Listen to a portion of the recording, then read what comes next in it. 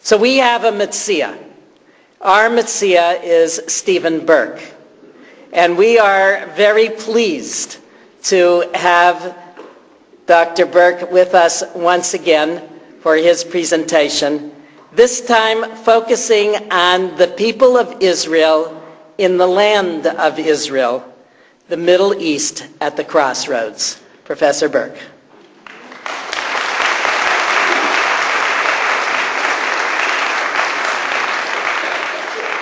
Now, my skin is very, very thick. We are going to take a historical romp, or a romp of the contemporary period. So between us, let me tell you, if you are so inclined, to use the old language, to chop a drimmel, it's all right. Believe me, it's all right. It's fine. Now, to get to the business at hand. This is the 60th anniversary of the State of Israel.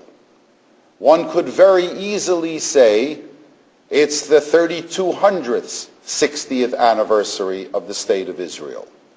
That is, most scholars would argue that the Hebrews cross into the Promised Land sometime around the year 1200 before the Common Era.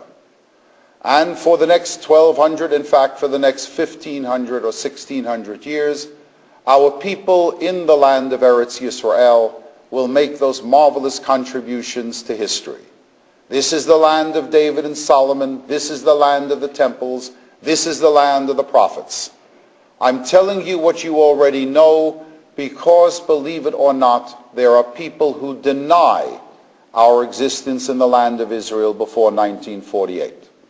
That is, there are people who say the Jews came in 48. The Jews arrived perhaps at the most several decades before. They are alien intruders into the Middle East. And that, for anyone who has even the most cursory knowledge of Jewish history, knows that it is simply not the case. Don't let anyone deny our history in that land. We have been there for a long, long time before 1948.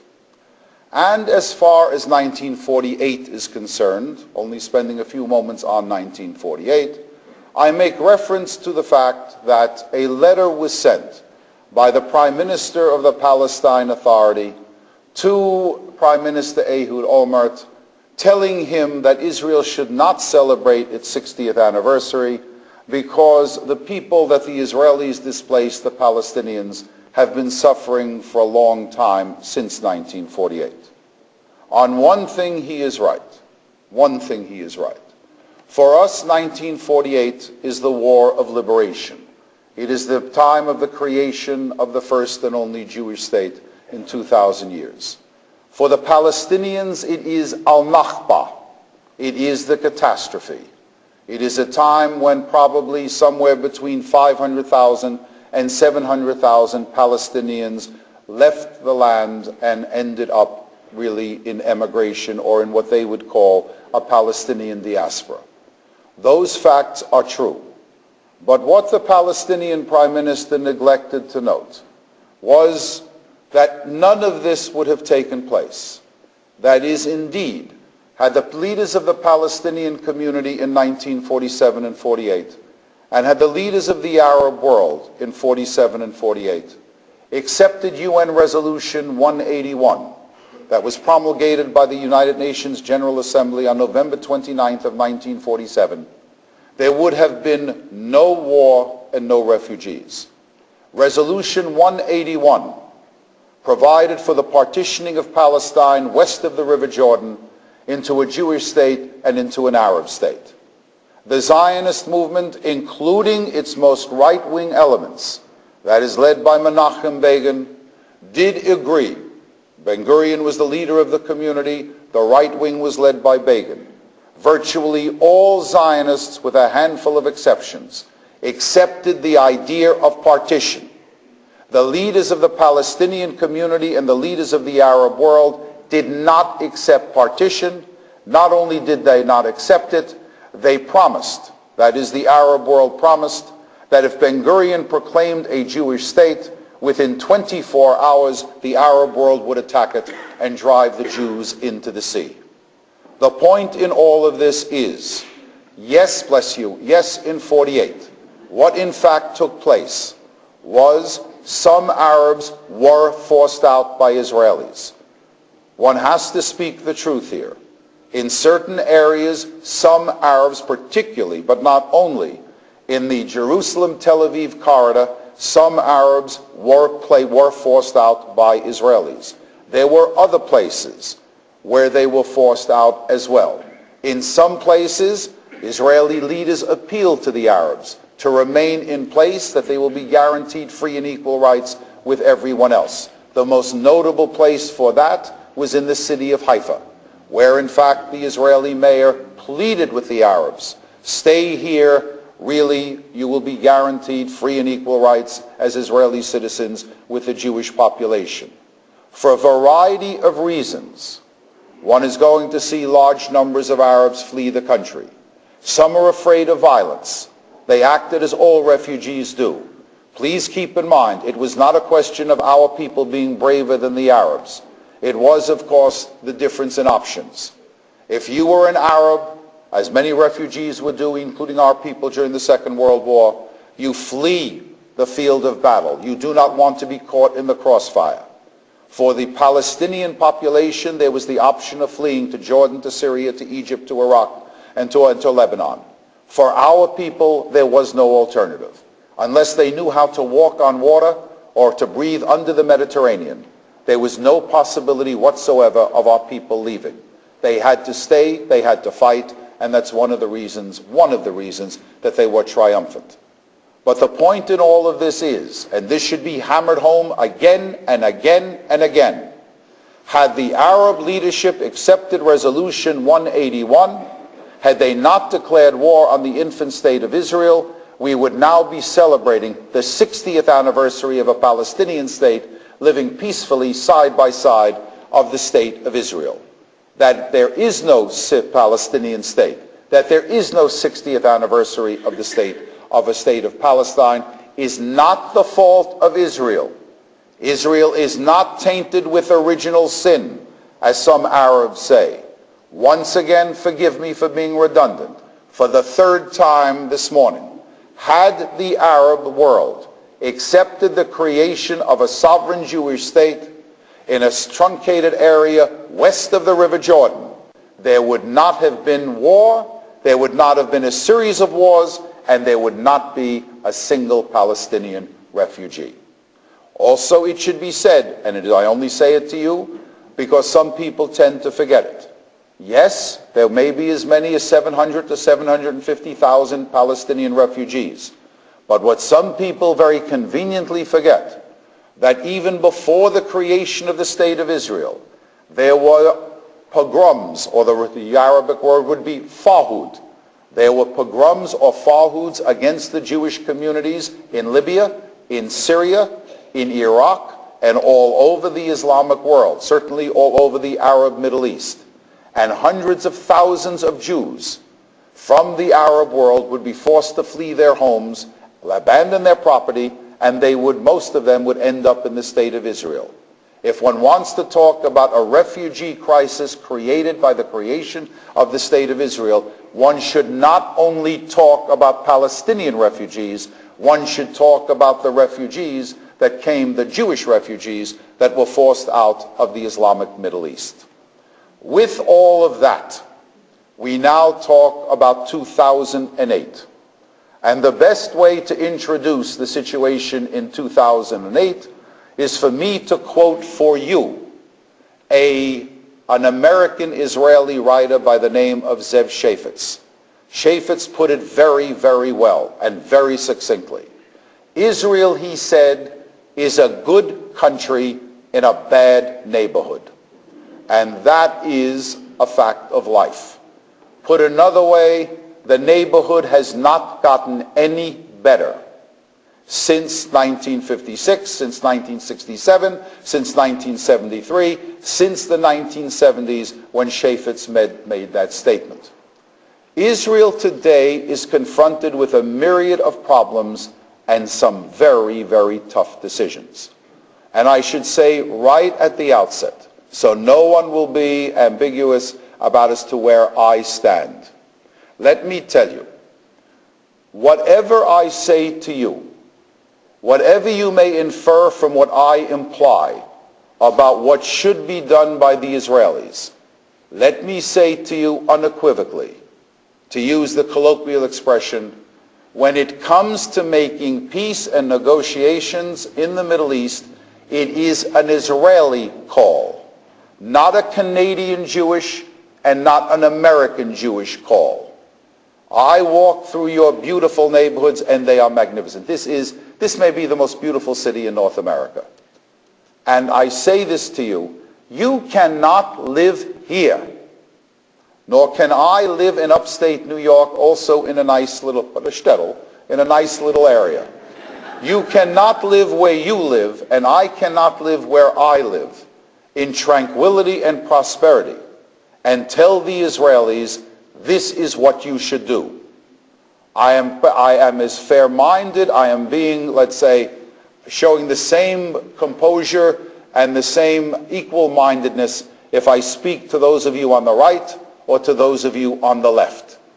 When your sons and daughters go in at the age of 18 into the Canadian Army and go into battlefront conditions, when you up to the age of 50 go into the reserves and may be pressed into a battlefield situation, when your children go to school on school buses that are protected by armed guards, and when you, in our beautiful homes, you and I, when we worry about the next shelling by a Qassam rocket, when that, if it happens, God forbid, then you can tell the Israelis what to do. When you are in Toronto and I am in Schenectady, we can say, we can suggest, we can talk about it, but in the end there's a line beyond which we cannot cross. Because for all of the talk of Klal Yisrael, the unity of the Jewish people, and we are a united people, I know where I'm standing.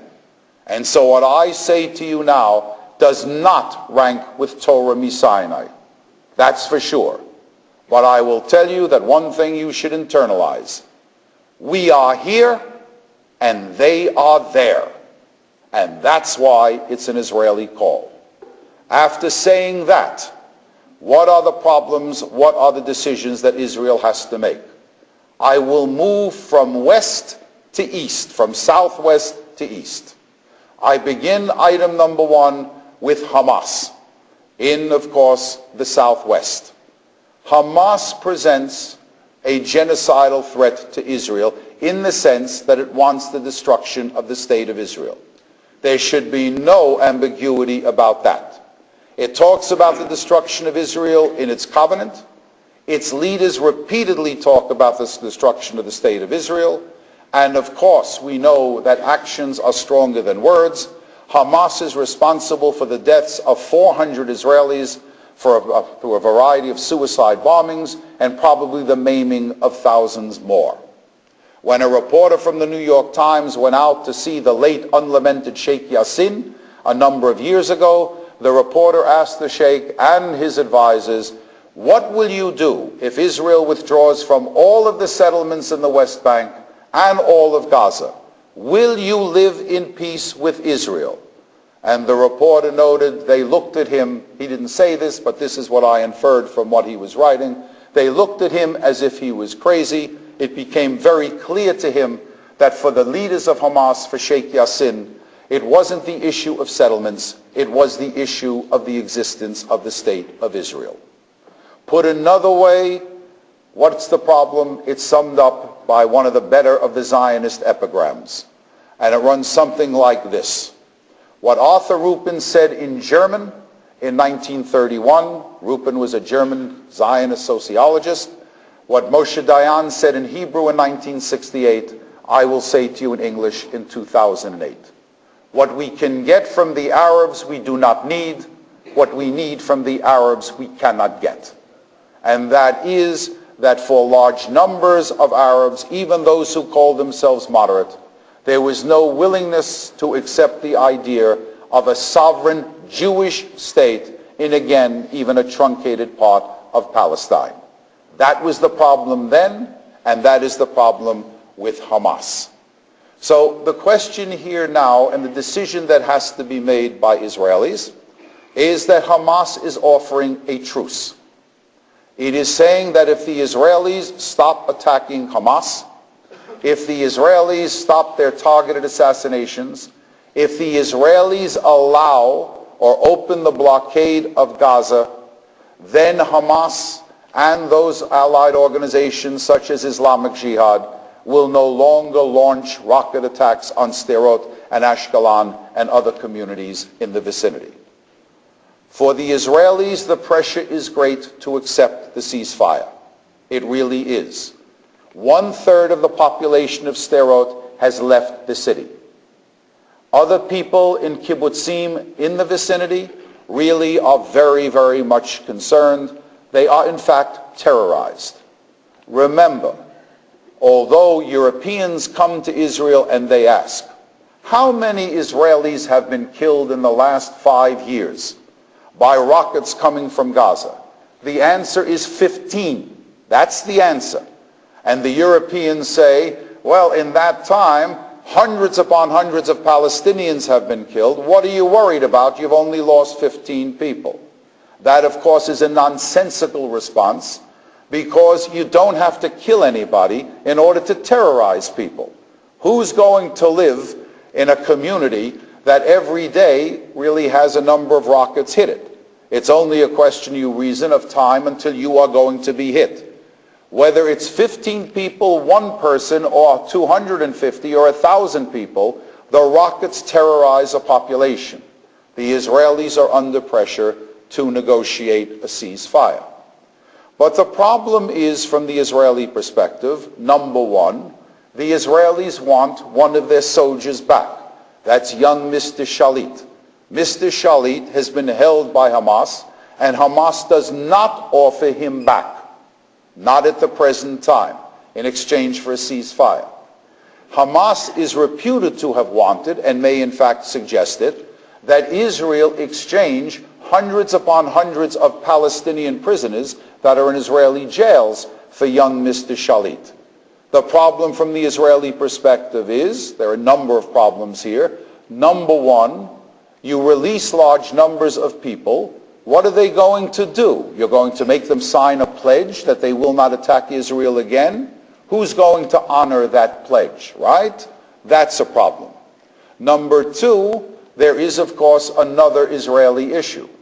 If you allow a truce to extend for really a period of time, and you do not stop the flow of rockets and weapons into Gaza, then Israel will face in Gaza what it faces in southern Lebanon. That is an organization reinforced, rearmed, with long-range rockets that can not only attack the communities near the Gaza Strip, but Tel Aviv, Jerusalem, Kfar Saba, and Beersheba, and a whole host of other places. And finally, if this is not confusing enough for you and for the Israelis, there is the other issue. Make a truce with Hamas, release the prisoners, you enhance the prestige of Hamas, which will claim this as a tremendous victory, which, of course, this is the Middle East. When you do the right thing, it often ends as the wrong thing. So, for example, just to give you an example, Prime Minister Ehud Barak was absolutely right in withdrawing Israeli forces from southern Lebanon. It was a blood drain that the Israelis were paying. This was probably the right thing to do. But in fact, by doing it, what happened? Hezbollah trumpeted this as a tremendous victory, and virtually all analysts of the Middle East, Arab as well as Israeli analysts, argue that the Second Intifada is inextricably bound up with Barak's, let us say, relinquishing of southern Lebanon. Or to give you a further example, I count myself among those who supported Ariel Sharon when he withdrew from the Gaza Strip. Now, I must tell you, even though some of you may think, and my colleagues believe I am a Neanderthal man, that is a right-wing lunatic, which I am not, I have always thought it was wrong to settle 8,000 Israelis in the Gaza Strip. It was not the right thing to do. Not only a question of morally was it not the right thing to do, pragmatically, how can you settle 8,000 Israelis in the midst of about 1,200,000 Palestinian Arabs who absolutely hate their guts? It meant that Israeli soldiers had to defend them, and the Israelis paid a blood price.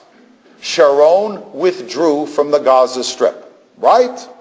I supported it. Most Israelis supported it. We saw on television the literally the wrenching debate as Israeli soldiers pulled out of Gaza 8,000 Israelis. But of course, what was supposed to happen? Here was the theory. This was the theory. The Israelis pull out of Gaza. European and American investors, including major Jewish investors, were supposed to invest ultimately billions of dollars in the Gaza Strip. Gaza would become not a Gan Eden, for sure, but Gaza would become a very, very good place. The Palestinians in Gaza would be well employed. It would become a tourist resort because of its very nice beaches. And this would become a model. It would build confidence between Palestinians and Israelis. And indeed, it would lead inevitably to the creation of an Israeli withdrawal from the West Bank. And there would be a Palestinian state, and the violence would be over. That's what was supposed to happen. What did happen was, of course, that Hamas took control of the Gaza Strip. Hamas used Gaza. It turned it into what later comes to be known as Hamastan. And Hamas will launch rockets from the very places that the Israelis had withdrawn from. From the farms, the greenhouses, the Palestinians will use that place to launch rockets against Sderot, against Ashkelon, and against other kibbutzim. The theory broke down, and in fact the argument now is that this is the way to deal with the Israelis on the West Bank as well. If the Israelis negotiate with Hamas, then indeed, if Shalit does not come through, then the Israelis have violated an important principle going back to 48. We don't abandon soldiers on the battlefield. If the Israelis gain an agreement for a truce and do not somehow seal off the Gaza Strip from weapons coming in, then the Israelis will face an even more difficult situation when the time comes that Hamas wants to break the truce. And finally, again, confusing though it may be, if Hamas is enhanced, it's a zero-sum game.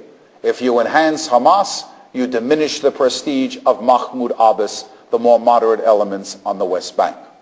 So the question is, what do you do? And the honest answer is, from an American Jew, damned if I know.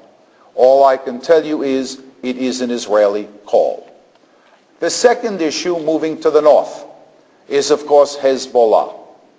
I used to say that Hezbollah did not present an existential threat to the state of Israel. It does not.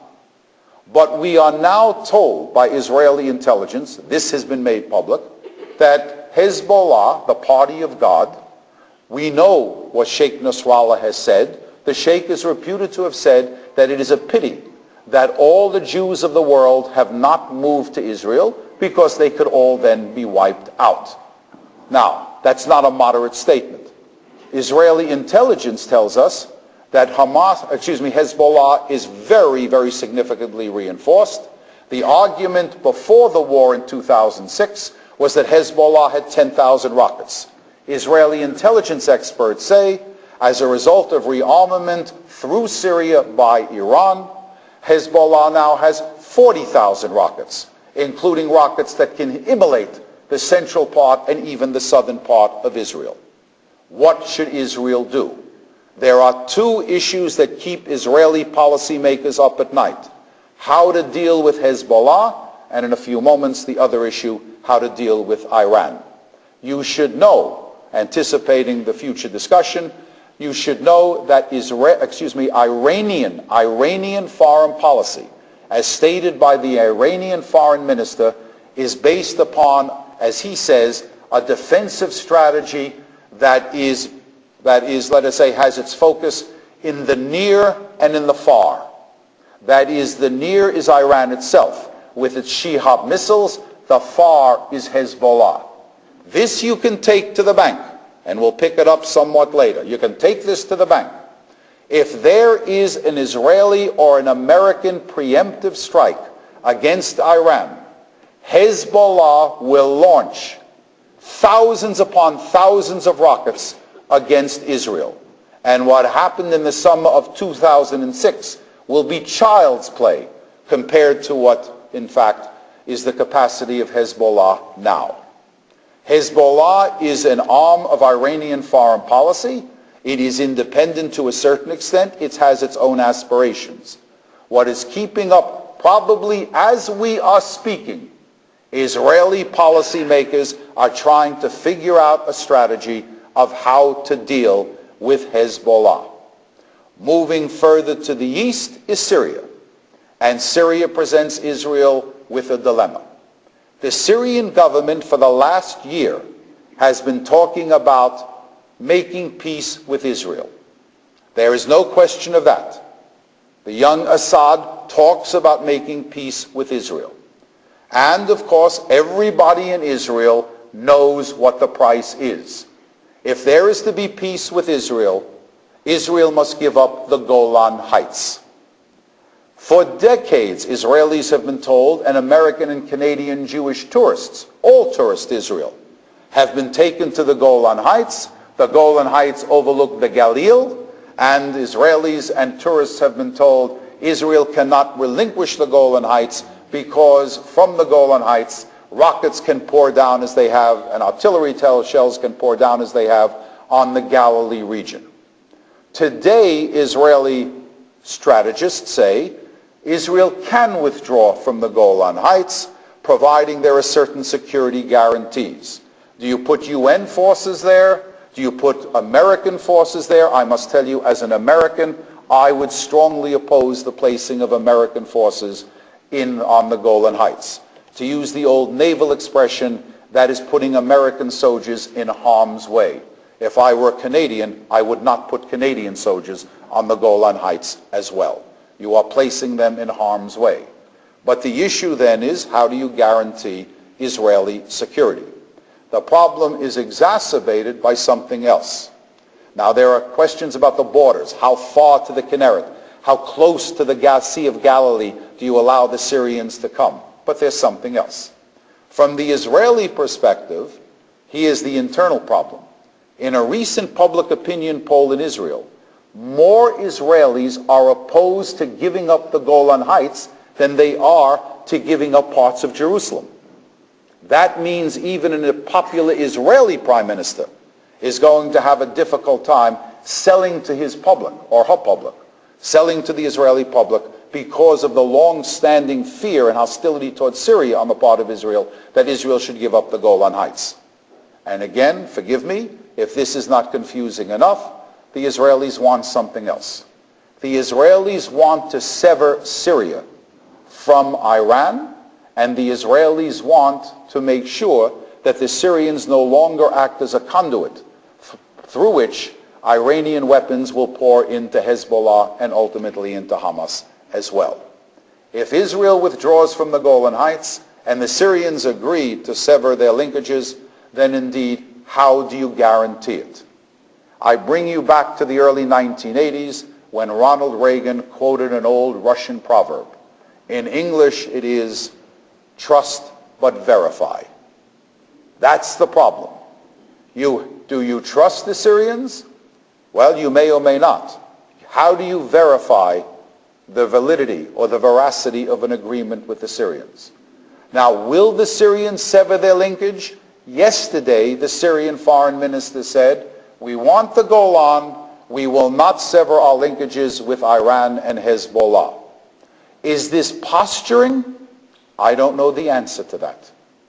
It could be, it really could be, it's not out of the conceivable, out of the realm of the conceivable, that Syria would in fact sever its links with Iran and with Hezbollah, not out of a burst of philo-Semitism, not out of a desire to make peace with Israel, but because, as a number of Israeli commentators have said, these talks, these peace overtures from Assad are aimed not only at Israel, but at the United States.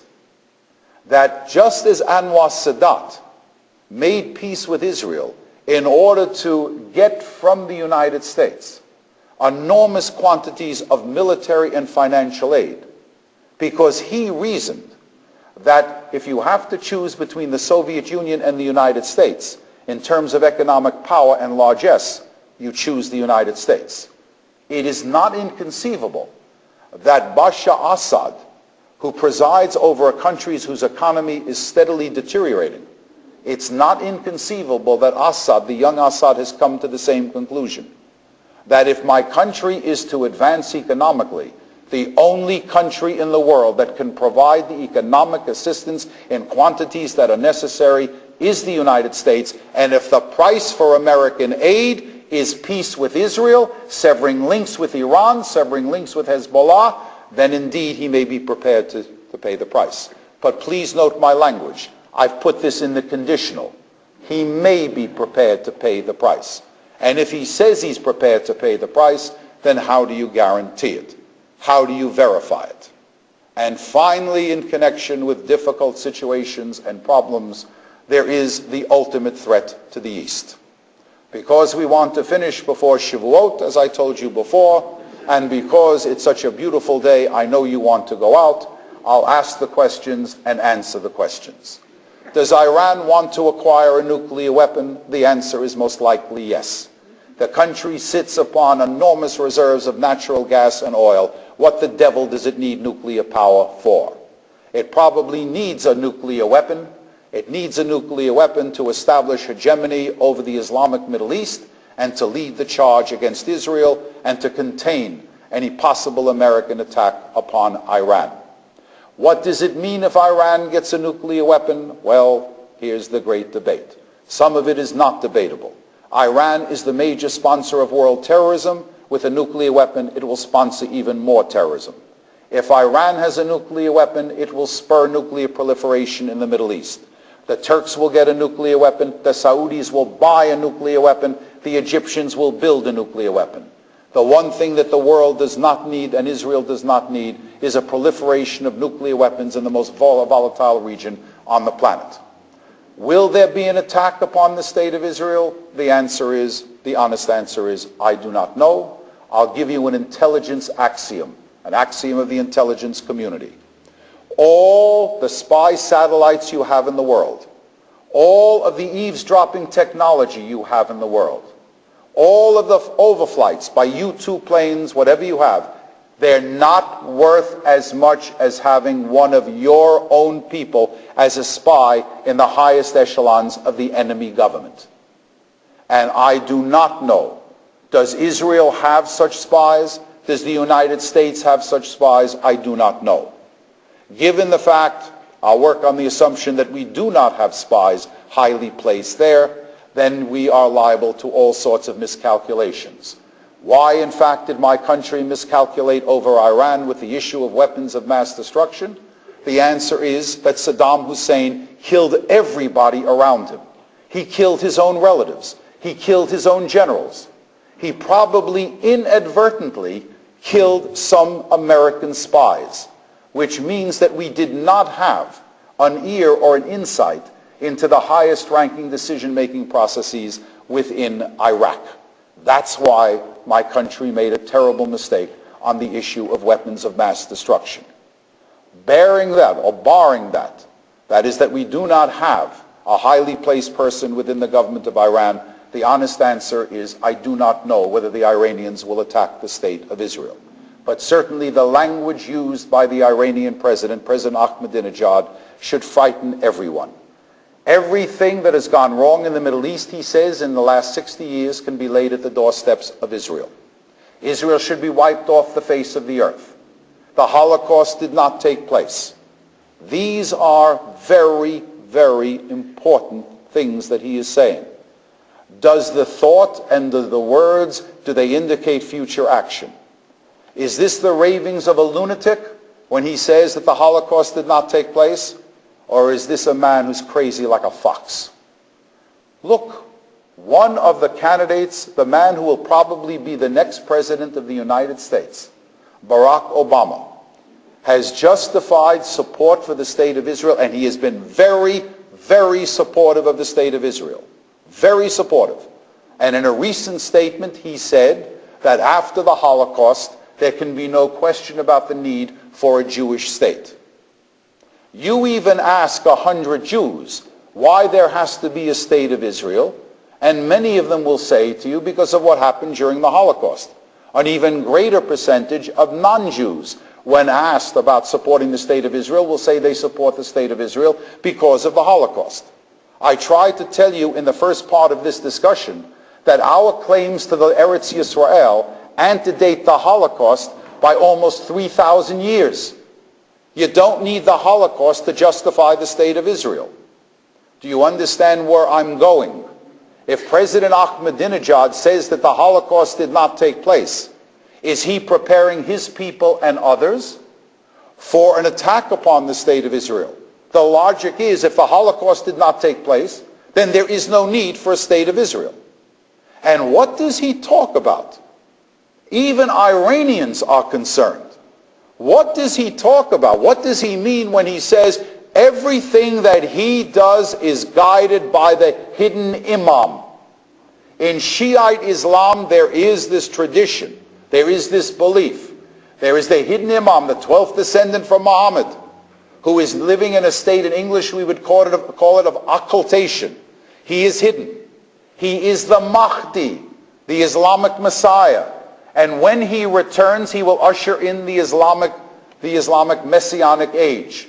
And the argument in Iran by Ahmadinejad and some of the people who listen to him is that, in point of fact, we can accelerate the coming of the hidden imam, ushering in, facilitating, expediting the coming of the Islamic Messianic age by destroying evil in this world, and the seat of evil on this planet as we speak is the state of Israel. What does that mean? Now, I should tell you that in all honesty, there are many people, most people in Iran, that think he's loony as a fruitcake. Even some of the Ayatollahs are beginning to speak out against him. He's talking too much about the hidden imam. That he says the hidden imam, who is hidden, is controlling Iranian foreign policy. That's going a little bit too far even for some of the Ayatollahs. But what does it mean? And then, of course, the ultimate question, what should be done? And the answer, obviously, is diplomacy, diplomacy, diplomacy. You put sanctions upon the Iranians. You dangle the carrot, you dangle the stick. But what happens if it doesn't work? What happens if diplomacy doesn't work? What happens if Israeli intelligence differing from American intelligence? What have the Israelis say that it is possible that Iran will be able to create a nuclear weapon in 2009 and certainly in 2010?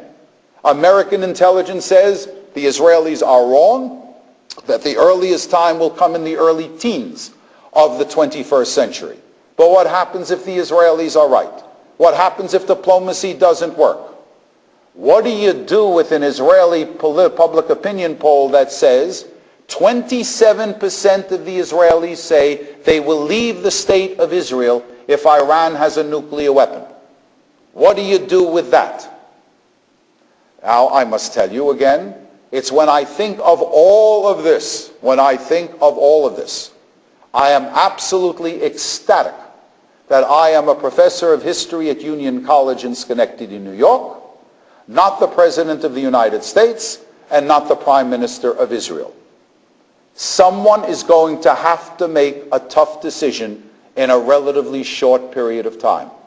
Either we can live with Iran and its nuclear weapons, we can rely on mad, mutual assured destruction from the Cold War.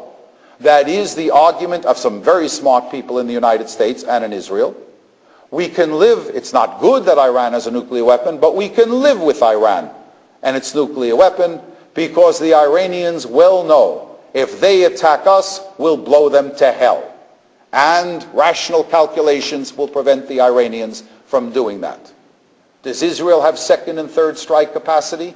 I'm not a military expert, I cannot tell you. And there's always the problem of miscalculation on the Iranian side. That's why someone is going to have to make a very tough call within a short period of time. And I must tell you, for those of you that followed President Bush's arrival in Israel and saw some of the speeches he made, he was as tough as can be upon Iran, as tough as can be. So tough, in fact, was President Bush that in Haaretz, which is a left-of-center newspaper, some of the commentators in Haaretz raised the question, is he giving us the proverbial green light? Is that harshness towards Iran? Is he telling us it's all right, we will help you and we will back you? I'm not in a position to argue that. All I can tell you is that the Bush administration, when he returned, spokesman for the Bush administration said, no, the Israelis are wrong, we're not giving them the green light, and so on. But did he? Did he in secret conversations? And if this is not complicating enough, and if you haven't yet hopped the Dremel, then let me tell you this. The whole issue is even more complicated because there is an Israeli prime minister that is shrouded in controversy and not very likely, who am I to say that? I am not an attorney and I'm certainly not an Israeli lawyer. There is a real possibility that Prime Minister Olmert will be indicted, and the tradition in Israel is that if a prime minister is indicted, not convicted, if he is indicted, he must resign from office, which is leading a number of Israelis to argue, even those on the left, that Olmert's talk about peace with Syria, peace with Abbas, that all of it is a smokescreen to convince the Israelis that they ought to postpone any actions against him, in fact, even do away with any of the charges against him for the sake of peace. That is where the situation is. But this is an anniversary year. And here's old Prof. Berk, he's talking about gloom and doom here, as my wife would say. It's an anniversary, it's a birthday. So, very quickly, let us talk about not so much the dilemmas, the decisions, the predicaments, the corruption. Let's talk about the good things. Israel is the ultimate place of refuge for our people. 1 million Soviet Jews, 200,000 Moroccan Jews, 60,000 Ethiopian Jews. Every Jewish man, woman, and child who wants to come into the state of Israel can do so. That's the bottom line of Zionism. You can ask the question, is Israel the fulfillment of the Zionist dream? And you can say, well, it did this wrong, it did that wrong. 1 out of every 3 Israeli children goes to sleep hungry at night. That happens to be true. It's unfortunate, but it happens to be true. But what was the bottom line? There had to be a place of refuge. You as Canadians, and I as an American, you know there were times it was not easy to get into Canada. None is too many, right? That's the title of your most famous book dealing with that issue. And then, of course, in my country, heaven have helped you if you arrived at Castle Garden or Ellis Island with a relative that was sick, either mentally or physically, or if you were too old. You wouldn't get into the United States. You wouldn't get into Canada. Israel takes all of our people in. That's not an insignificant thing. That was always the bottom line of Zionism. And although it may seem melodramatic to you, Israel has taken in 60,000 Ethiopian Jews. That is probably, it is a cliche, but it is nonetheless true. This is probably the first time in human history that large numbers of black people from Africa have been taken out of Africa, not to slavery, but to freedom. Me'avdut laherut, from slavery to freedom. Israel did it. Not the United States, not Canada. Israel did it. And the second achievement, 1 out of every 3 Israeli children are hungry. But the other side of that coin is, if you use a computer, the chances are overwhelming that the chip was either designed or produced in Israel. You whip out your cell phones. Those cell phones can only operate because of equipment that was either produced or designed in Israel. You use a cordless telephone. Again, only made possible by what has happened in the state of Israel. This is Silicon Valley East. You must have heard it almost ad nauseum. After the United States, the country that has the largest number of companies represented on NASDAQ is the state of Israel. This is a country of only 7 million people. This is an absolutely remarkable achievement. In medicine, in agriculture, in computers, in software. There's nothing like this. This is the example of a country that is surviving and thriving on the basis of brain power. This is indeed a remarkable achievement. And achievement number 3, I am a Holocaust historian. I'm not a Holocaust survivor, and I am not the child of a Holocaust survivor. But I go to Poland, among other places, twice a year. I go to where the Warsaw Ghetto was. I take people to the Ziegelboim Memorial. Poor Shmuel Ziegelboim, the leader of the Jewish Workers' Bund, smuggled out of Poland by the Polish underground to plead the cause of Jews and Poles in German-occupied Poland.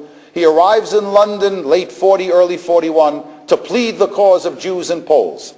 He tries to go to number 10 Downing Street to see the most philo-Semitic prime minister that England has ever had since Benjamin Disraeli. He can't get in the front door. He hears in May of 1943, to use the terrible expression of Holocaust survivors, that his family, together with the Jews of the Warsaw Ghetto, has gone up the chimney at Treblinka.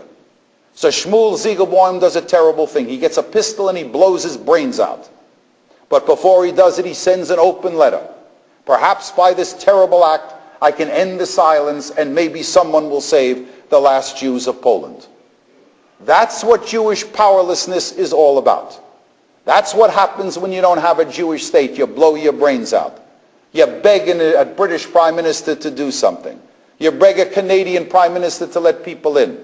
300 Orthodox rabbis go to see Franklin Delano Roosevelt. They walk in the front door. He walks out the back door and never meets them. You beg, you go hat in hand to a pope. Our Jewish powerlessness flowed from the fact that there was no Jewish state. And then you jump ahead 33 years later, July 4th, 1976, Israeli soldiers land in Israeli planes at the Entebbe airport and rescue Jewish captives. That's Jewish power. There is now an address to defend the interests of our people. This is also an anniversary year, not only for Israel. This is the 40th anniversary of the Soviet Jewry movement. And any student of Soviet Jewry knows, of the movement knows, the movement begins with Israel. It's the Israelis that sent shlichim as early as the late 50s to the Soviet Union to keep Yiddishkeit alive. It's Israelis who came to the federations in New York City and throughout the United States and said that what you are doing is a shanda. It's a disgrace. You have kept yourself silent on the issue of Soviet Jewry. Make Soviet Jewry the primary issue on the American Jewish agenda. It is the greatest success of the American Jewish community. Jackson Vanik, other legislation, pressure from the American Jewish community played a major role in opening the gates of the Soviet Union. Israel again was responsible. A Jewish state made that possible. Israel also lives in a perpetual state of siege. It is far closer to Athens than it is to Sparta.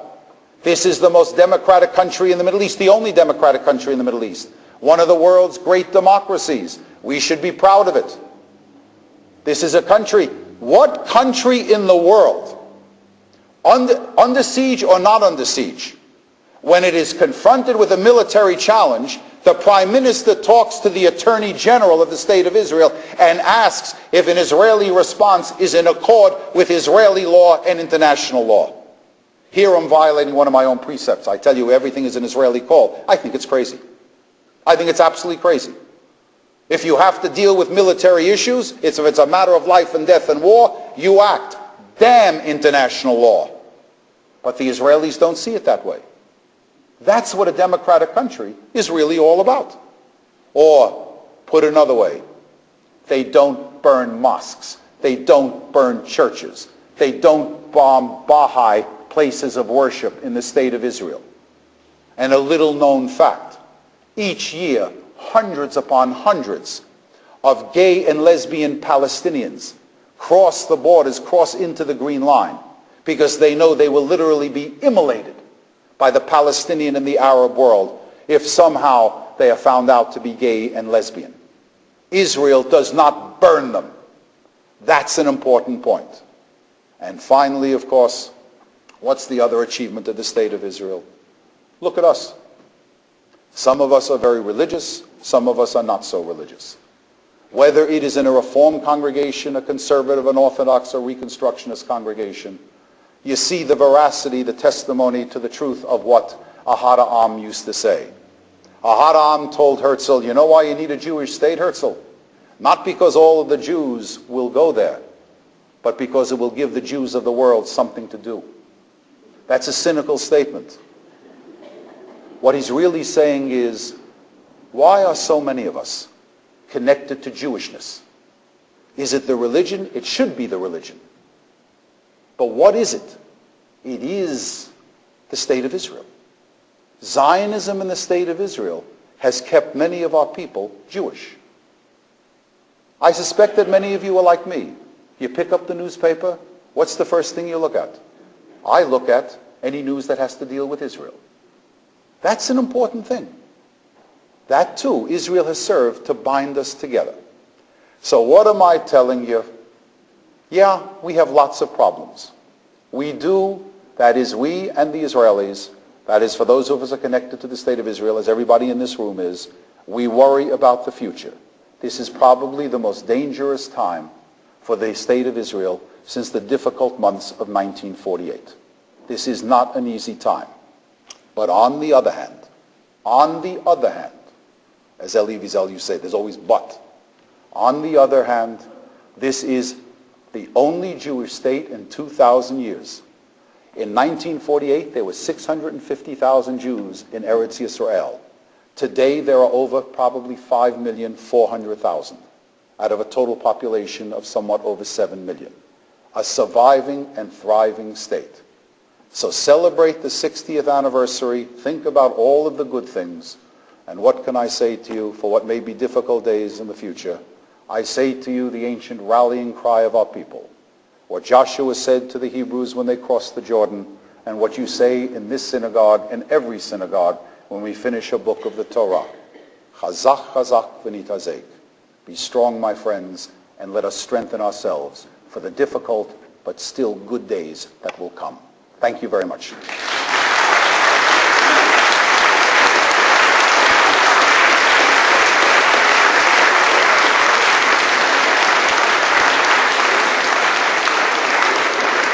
We're going to have a short question and answer segment. I just want to make a brief announcement, and that is many of you are going to go back and say to your friends and family, boy, did you miss a speech. And I just want to let you know that our Beth Tzedec Men's Club has sponsored an online video. And if you go to our Beth Tzedec website, bethtzedec.org, at the bottom of the page you'll see a link to all the speakers that we have recorded this year and some from past years. And by the way, those of you who saw Professor Berk last year deliver the speech on the Six-Day War, let me assure you it's one of our top viewed videos of all time. So now take a few moments for questions and answers. Yes, sir.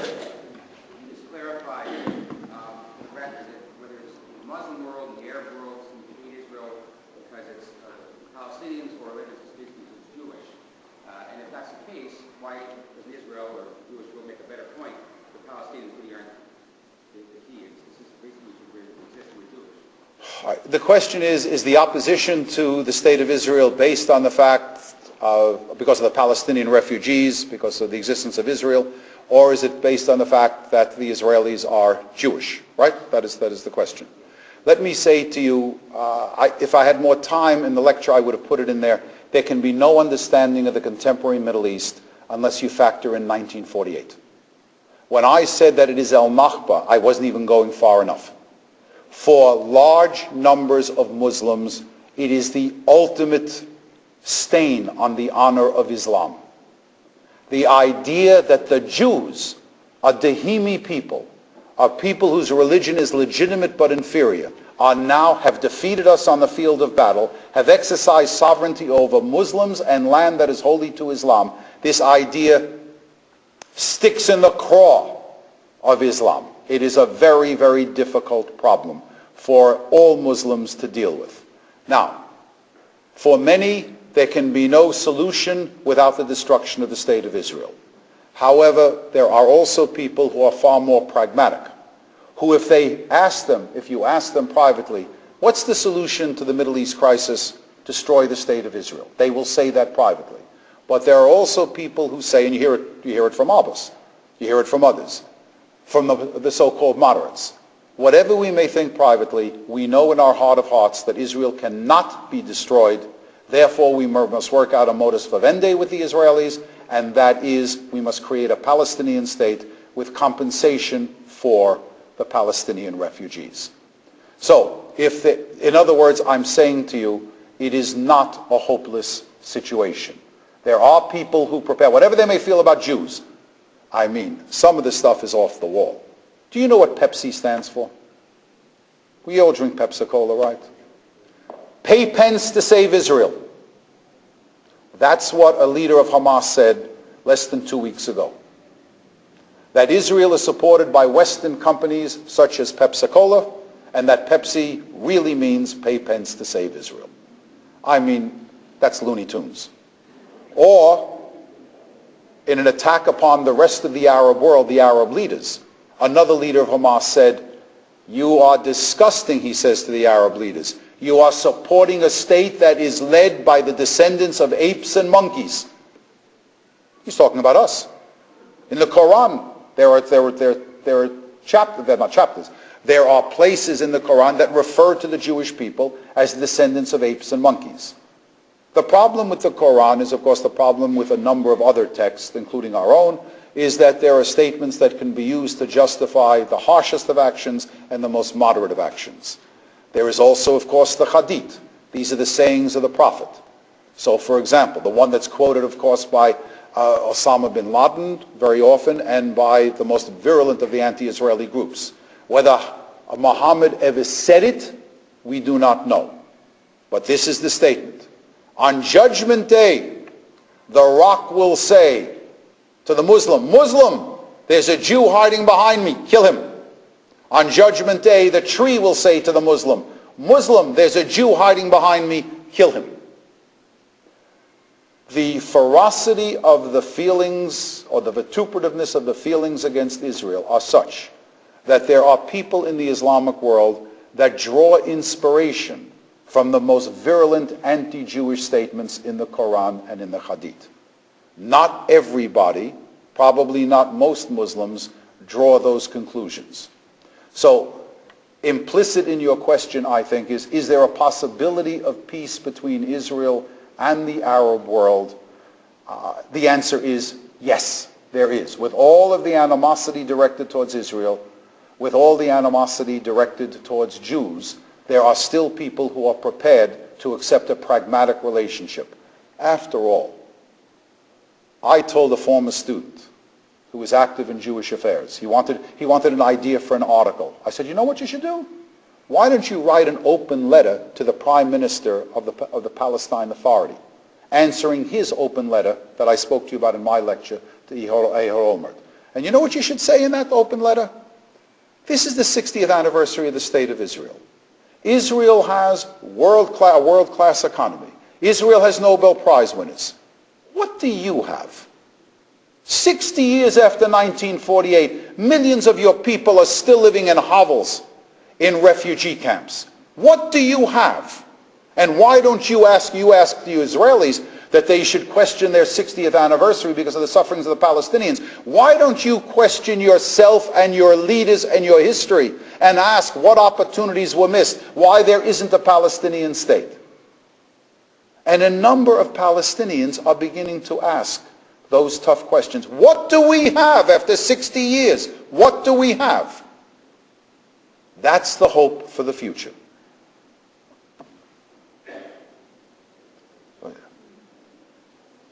Yes.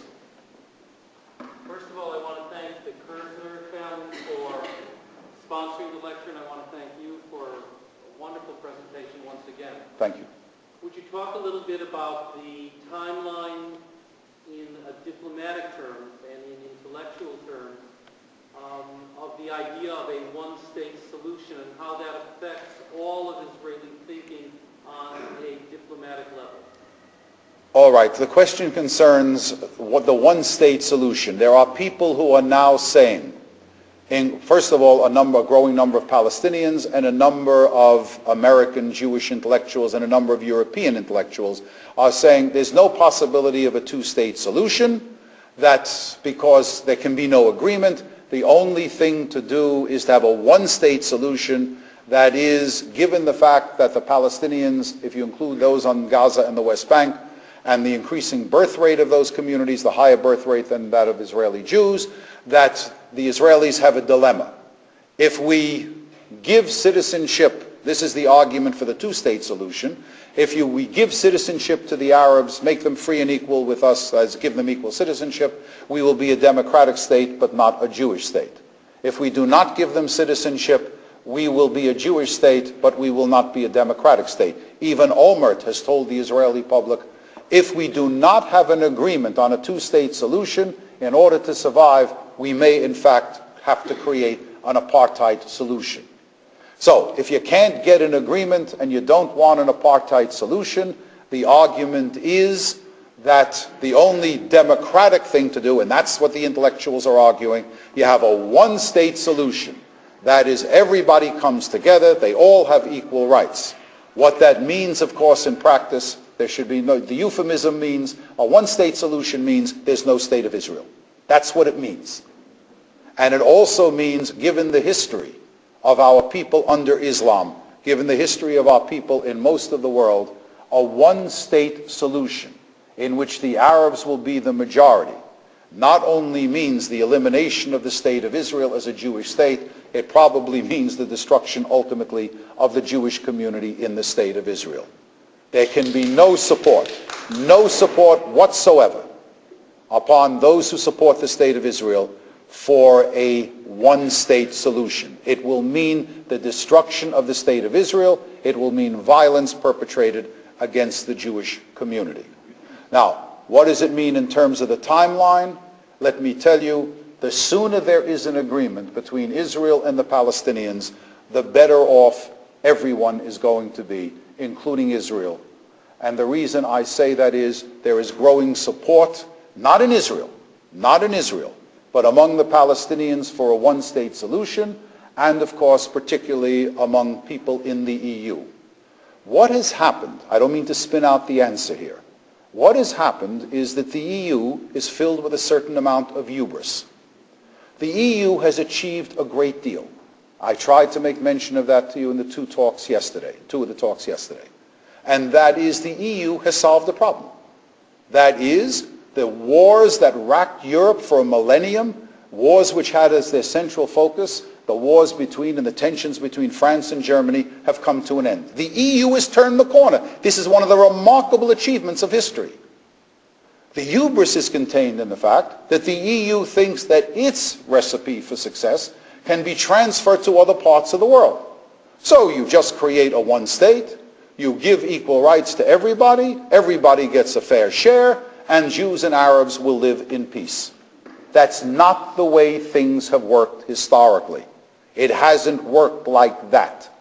Once again, the creation of a one-state solution will lead to the destruction of the state of Israel. That's what it means. And it will also mean ultimately to attacks upon Jews and probably the liquidation of a Jewish presence in that part of the world. Now, the other reason that a solution would be better is, of course, developments in my country. And that has to do with the fact that the number of Muslim immigrants coming into the United States is increasing. We talk about a Jewish community that is somewhere between 5 and 6 million. That is, the Jewish community in the United States is not growing. It is not growing. And although qualitatively it is becoming a much stronger Jewish community, a much more Jewishly conscious Jewish community, the community in terms of absolute numbers and in terms of its percentage of the American population is not growing, whereas the Muslim population is growing quite dramatically. In the United States, this of course may lead to a transfer of political power from the Jewish community, which is very, very powerful. More than 50% of the money raised by the Democratic Party in the United States comes from Jewish donors. This despite the fact that well less than 2% of the American population is Jewish. Even a considerable amount of money that goes to the Republican Party comes from Jewish donors. Jews also distinguish themselves in the United States by virtue of the fact that they vote. In the United States, unfortunately, in our election in 2008, if 50% of the eligible voters in the United States vote in the 2008 election, it will be a lot. If 50,000 of the eligible voters. Americans, unfortunately, many of them do not vote. Jews vote. So it means that they have leverage. They are able to exert leverage beyond their percentage of the population. In certain key states, New York is not one of them. Does the sun come up in the morning? Yes, it does. New York will be Democratic no matter who runs. It's simply a fact of life. New York will vote Democratic. But in states like Pennsylvania, New Jersey, Ohio, and Florida, those are key states. Those are the swing states in an American election. There are large Jewish communities, and they can play a role. In all likelihood, California, which has the third largest Jewish community in the United States, used to have the second. The second largest Jewish community in the United States is the area of southern Florida. That is from Miami Beach through Jupiter. That's the second largest Jewish community in the United States. California is the third. Florida is a swing state, and the Jewish voters will play an important role there. California now has the third largest Jewish community. California, in all likelihood, will go Democratic no matter who is the candidate. So the point here in answering your question is increasing numbers of Muslim voters means, and of course, the Arab Americans have formed organizations very much similar to Jewish organizations. There's an Arab American Anti-Discrimination League, and I must tell you that I take my local federation, I go with them, and I act as a scholar in residence when we go to Washington and lobby American congressmen and senators, and they are now telling us what they never told us before. It's good that you came because the Arabs have come before you. That is, just as we learned from the Irish, the Arab Americans are learning from us. Growing numbers, in short, of Muslim immigrants in the United States may alter, use the elegant language, the political calculus in the United States, and therefore, who knows what the future is going to bring. This is not something that will happen tomorrow, but it's not going to happen next year, but if the flow of immigration continues, then indeed, who knows what the future is going to bring. The answer, Rabbi, to your question is, for everyone concerned, particularly the State of Israel, the sooner an agreement is made, the better off that everyone will be. But again, given what I told you in the first part of the lecture, here's the irony. Everybody knows where we are at point A. Everybody knows that peace comes at point B. Everybody knows what has to be done. The problem is, how do you go from A to B? Yes, ma'am.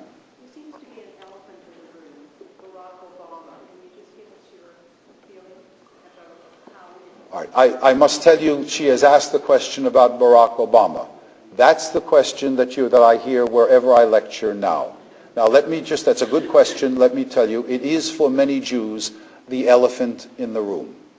Barack Obama is a man whose statements on Israel are absolutely impeccable. That is, what he has said in support of Israel is indeed as good as Hillary Clinton and as good as John McCain. I will also tell you that I believe, it's a principle of mine, to tell you where I stand. And I think anybody who ever comes to talk to you about politics, whether it's a commentator from Canadian Broadcasting or a professor at the University of Toronto or elsewhere, ask him. And don't let him or her dodge the issue that this is a private matter. If you speak publicly, it's no longer a private matter. You should know where a person stands. I am a registered Democrat. I did vote for President Bush in 2004. I have some regrets about that. It's the only time that I ever voted Democratic. Again, I'm from Brooklyn. I told you that last year. I told you. If you come from Brooklyn, if there are any doctors in the audience, I'll tell you something that you never learned in medical school, but take it from me, it's true. Saul, I'm telling you it's true. That is, if you come from Brooklyn, on chromosome 16, there's a gene that codes for the Democratic Party. It's just there. It's just there. I mean, I told some of you this before, so I'll tell you again. I knew that Ronald Reagan, I mentioned it, some of you have heard this before, but some of you haven't. I knew Ronald Reagan was going to be president of the United States at 10 o'clock in the morning. I knew it. My friend Marvin called me on the telephone.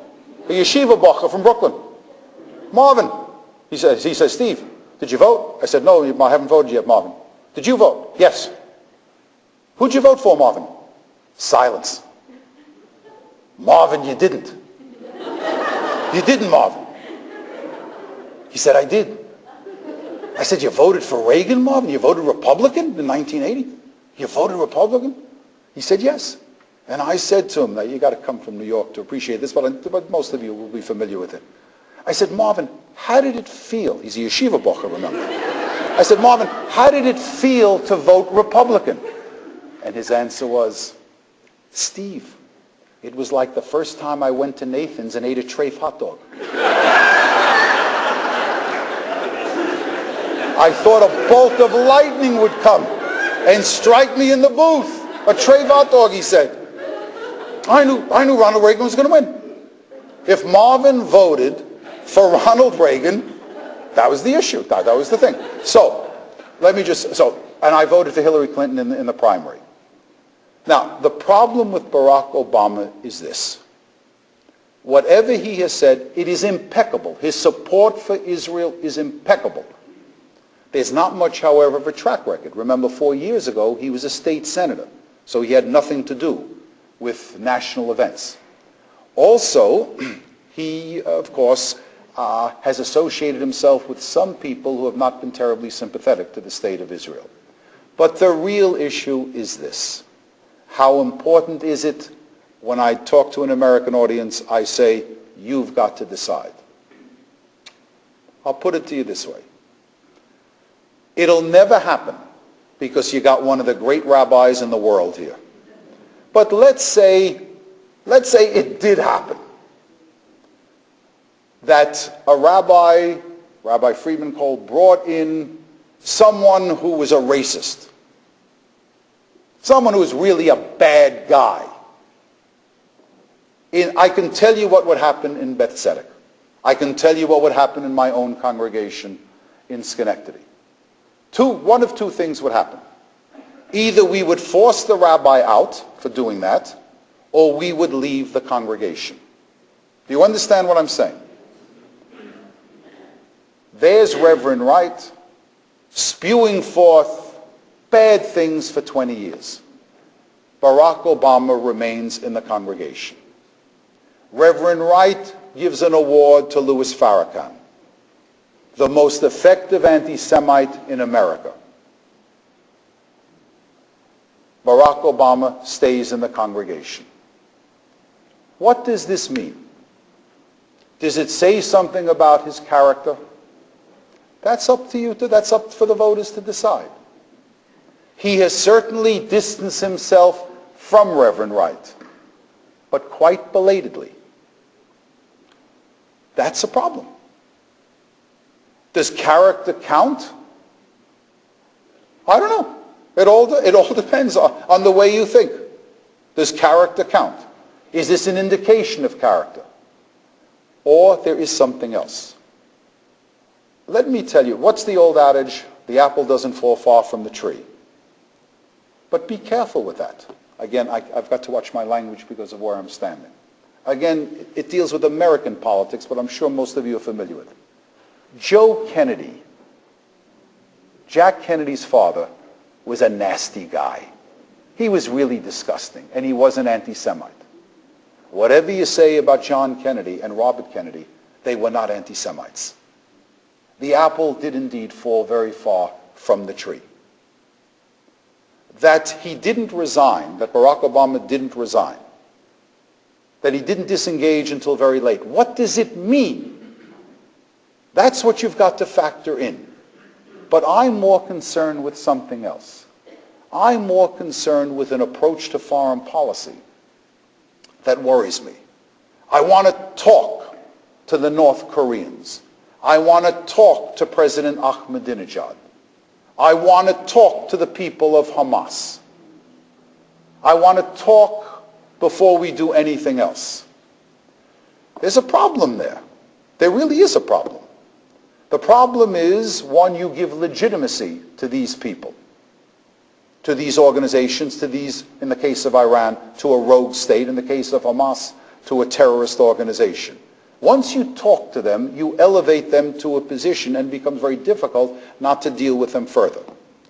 The other is, and this is a problem, American presidents, especially if they're young, like John Kennedy was, are often tested by America's opponents. It is no coincidence, most historians would agree on this, that shortly after becoming president, Kennedy met with Nikita Khrushchev, and shortly after that, the Berlin Wall went up. Kennedy and others who have written their memoirs have made the point. Kennedy himself conceded that Khrushchev just blew him right out of the water. That is, at the meetings. Khrushchev was overbearing. He didn't think much of Kennedy, thought he was too young, too inexperienced, too naive, and that Kennedy could be pushed around. And that meant the United States could be pushed around. Will Barack Obama project an impression of weakness, of naivete, leading to a miscalculation? And of course, the ultimate fear is that he's just another Jimmy Carter. Not in the sense, you'll never hear Barack Obama say that Israel is an apartheid state. But does Carter does in fact really believe that by charisma, by charm, and by logical persuasion, he can turn people around, that he can change their views? That is not true. You can't do it with certain people. Or as my friend Marvin used to say, there are some people you got to hit over the head with a 2x4. There's some people that you can't change. You just can't change. Where's Marvin? Marvin's got Soros. We don't want to talk about that. He does. Not because of the way he voted, but he's got Soros. But the point that's for some people, that's the main issue, not Reverend Wright. But these are the issues. But you ought to know, in all fairness, probably one of the wealthiest Jewish families in the United States, the Crown family in Chicago, very philanthropic, very supportive of the state of Israel, is very, very much supportive of Barack Obama. That's the Crown family. Yes? You almost answered my next question. Why is it, from a Canadian perspective, it seems that there are a lot of Jewish families and a lot of Jewish people supporting Barack Obama. Is that indicative of something that's happening with the Jewish population in the U.S. that you almost touched on before? All right. Why are so many Jews supporting Barack Obama? For those Jews under the age of 30, they share the same beliefs as I think most Americans under the age of 30. I can tell you, my college is a small place, probably 2,100 students at the maximum. I would say there are probably not more than 50 that would oppose Barack Obama. Barack Obama has lit a fire among younger people in the United States, and to a certain extent among some people over the age of 30. The belief in change, and the fact that many Americans derive a great deal of pride, and there is something to be said for us. This is an American thing. My country is a wonderful, wonderful country. It is a magnificent country. Its greatest blemish is its obsession with race.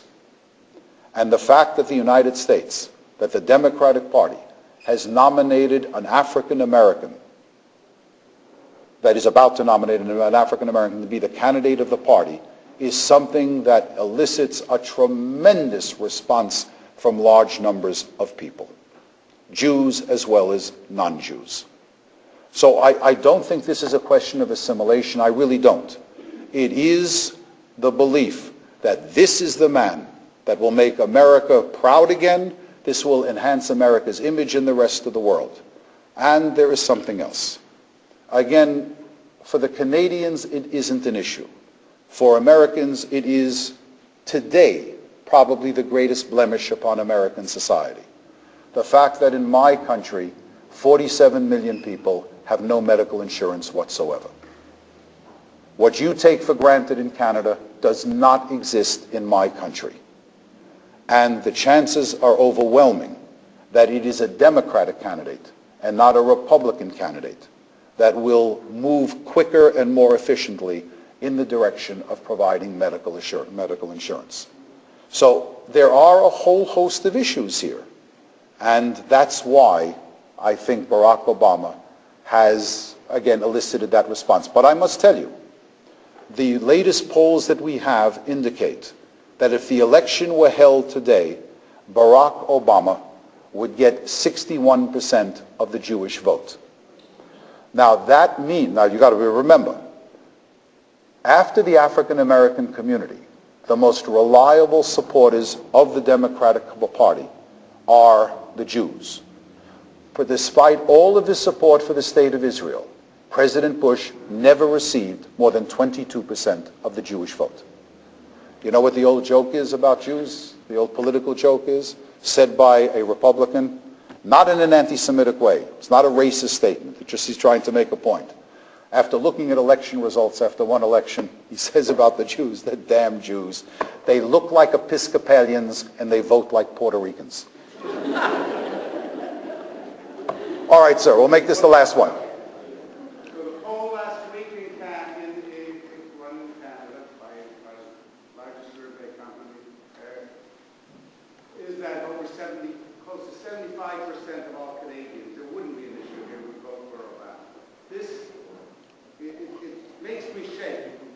So I have to ask you the question: what possibility and what should McCain be the president? Not will he be, but should he be? And what can the powerless Canadians do to influence our friends? I told my friends, if you, I don't care what you are to say, if you vote for Obama, don't even speak to me again. because I'm a Canadian, I'm a Jewish Canadian. I'm a Jew first, Canadian, Listen, I'm not going down that road. All right, I'm not going to, all I can say to you is there are many issues here. If it were clear that Barack Obama were anti-Israeli, for example, if, heaven forbid, it was Jimmy Carter running now on the ticket, that's a different issue. But this is Barack Obama. Barack Obama has reached out to the Jewish community. And you know what? In a half hour, I'm history. So I'm going to say something to you about the little I know about Canada. And I'm going to raise the question. I'm not even going to call upon you to answer it. You have a Canadian Prime Minister, Mr. Harper, right? Who is very, very supportive of the State of Israel, right? Now, I'm walking out of here. I'll bet you most of the people in this room are not going to vote for him. You know yourselves better than I. I'll bet you most Canadian Jews will not vote for Mr. Harper, despite his great support for the State of Israel. And the reason is there are a whole host of other issues. There are party loyalty and so on. And I must tell you, my mother, may she rest in peace, was a wonderful woman. She died 6 weeks ago. But she was in good, she was very fortunate to the end. My mother would vote for Bill Clinton no matter what he did. And at a Rosh Hashanah dinner with a bunch of friends, I did the unthinkable. You cannot say a good word about President Bush before a Jewish audience. You cannot. In the United States, you cannot say a good word about President Bush. At this Rosh Hashanah dinner, I criticized Bill Clinton for a number of things, and I said a good word, not a long word, but one good word about President Bush. And my mother, bless her soul, in front of all these people, she looked at me and said, "Steve, you're crazy." So, party loyalty is tremendous. There are a whole group of other issues that are involved here. I think Alan Dershowitz put it very, very well. we American Jews are very, very fortunate. That is, at least, he didn't say this, I'm putting the words now, at least he didn't add this, I'm adding this. At least on the surface, all three candidates, McCain, Barack Obama, and Hillary Clinton, are magnificent in their support for the State of Israel. With Barack Obama, I raised those questions. All right. Thank you very, very much.